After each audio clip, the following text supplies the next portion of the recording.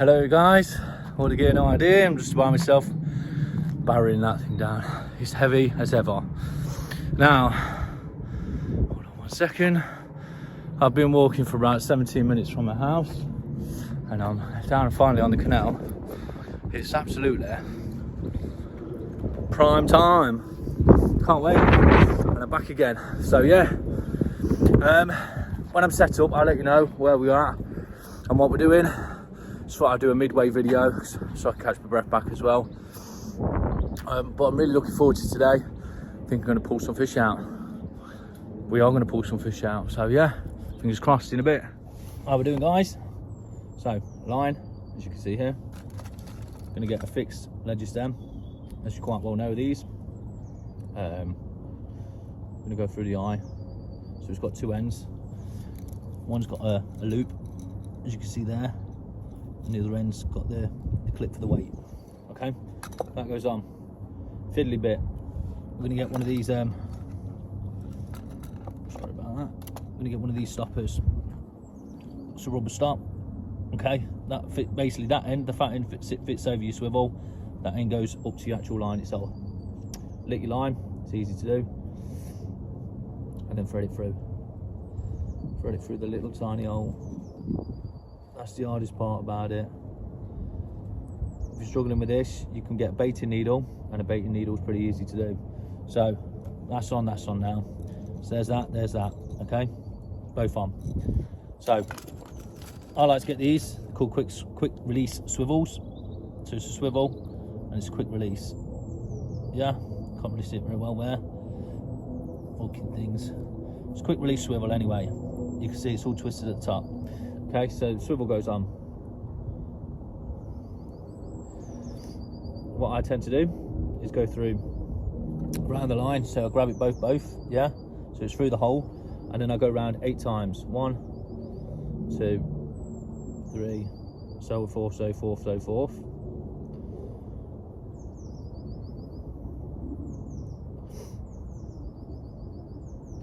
And then go back through the hole that I originally made, where my fingers were.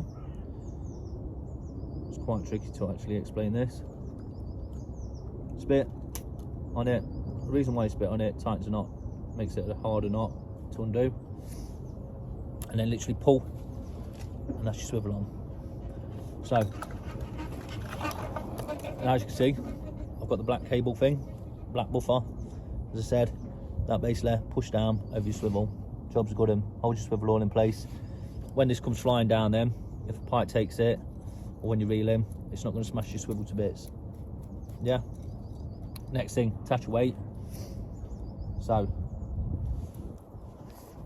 just going to plumb it up with a 1 ounce weight. It's not one. It's not one. There's a 1 ounce. 1 ounce, small, round one. Okay.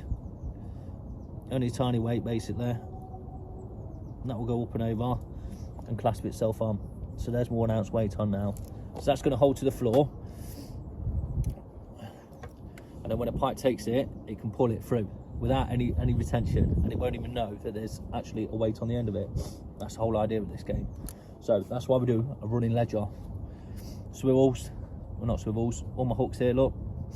So I'm just going to unhook a hook. Always make sure on barbs, if you're buying them all barbed, the best thing to do, well I think it's the best thing to do if you are buying them all barbed, is crush 2 of the barbs, leave 1 barbed. That way you put your barbed hook in, always into the fish that you're using, and the other 2 stay out, the barbless. It's going to make things a lot easier for when you're unhooking. So, nice big taster roach, as you can see here. Yeah, I'm going to go 1 for the head, like so. And then the other one, I'm going to pull my swivel right the way down, not my swivel, my hook's all the way down, as you can see. So I pulled them out, and I'm going to find the barb on this one, and I'm going to pierce it through its back of its tail and to come out the other end. Right, so now, if a pike takes this, I've got 2 opportunities. There you go. So it's all hooked up. I've got at the end or at his head, whichever way he wants to take it from, I'm there. So, as you can see here, bait and that swivel, how to attach it, literally just loop it on. There you go, it's on. when it comes to taking it off, I can easily take it off if a fish comes onto it. Now, fucking attached all my swivels. Not my swivels. Got that fucking saying in my head, don't I? So,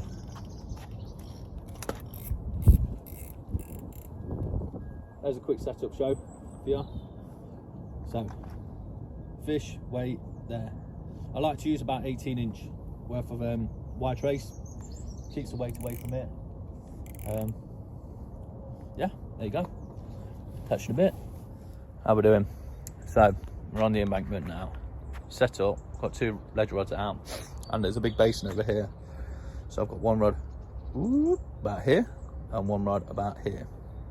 Okay, so I'm just fishing on that very, very far embankment. It's a big turning circle, so hopefully we could find something around this area. I've just been having some little knocks on my right hand rod, the first rod that I got out, so hopefully something will come through very soon, and it goes screaming off. But little knocks is a sign of basically it could be, you know, little perch around having a nibble, and if the little perch are feeding, that means the pike will be feeding as well, hopefully. Yeah, Beeston Canal today. So I decided to go to this location. I know I said I didn't want to come here again, and the reason why I've come to this location is because it's a prime location, but I've gone further down the embankment today, so I'm not fishing actually near to where the weir is. I've actually come quite far down from where I usually fish. As I say, it's a 17-minute walk, but usually it's only a 5-minute walk, so it's an extra 10 minutes down the road. So yeah, hopefully something will come through it. I'm excited, you know, and if nothing happens here within, you know, 4 hours, what I'll probably do is move on, and we'll move further down the canal. Right, but I'll catch you in a bit. So I'm a little bit unsure on what to set up next. I've got 3 rods with me today. So, do I set a float rod up, or do I go for a float? Another ledger or a float? I do fancy the float today. There's a nice little bit here, look, where that tree's going in, right there. And I fancy plopping it there. So we'll give it a go. We'll see.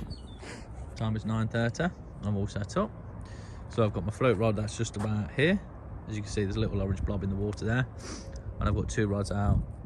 1 here and 1 there in the middle of the basin, sort of thing. As I say, I'm going to give it 4 hours to see how things go, and if I get nothing, then yeah, I'll move further down the canal. So yeah, I'm just going to keep testing the waters and just seeing, keep going, moving down, do a little bit, move down, do a little bit, move down. Quite tired today, unlike usual. And now I'm just about to go and have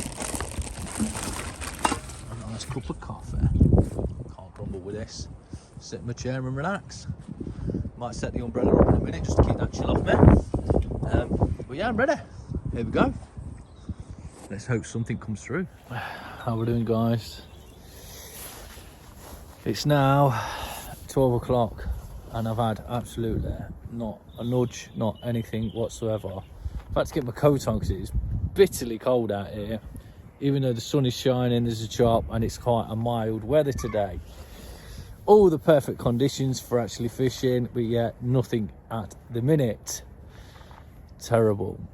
However, you know, I'm still looking on the positive side. I've had to recast because a boat's come by in there. So I've recasted out, which I'll show you where I've casted to now. There's literally just nothing. Like, Beeston Canal at the minute is really dreadfully gone downhill, and it's quite disappointing, to be quite honest with you. I've just been speaking to another guy who's just come by and was having a chit chat, and he was saying about the match fishermen that's all down here, and he was saying how much it's gone downhill himself. Real shame really. Beeston itself is, all the outlets are basically closed up because of boots. There's just no fish about whatsoever. I mean, there's a lot of action on the top waters from like the small fry and bits and bobs like that, but there's nothing for like the bigger fish, which is really surprising. Whether they're feeding or not, that could be a different thing, but the conditions are perfect for it, so I can't understand why. I mean, I've got floating, I've got ledgering, I've done a bit of lure fishing today, and there's been nothing. And just to top it all off, there's another boat coming up the canal. So that means I've got to bring my rods back in once again. Disappointing times. Right then guys, I'm going to go because I'm going to get my rods in.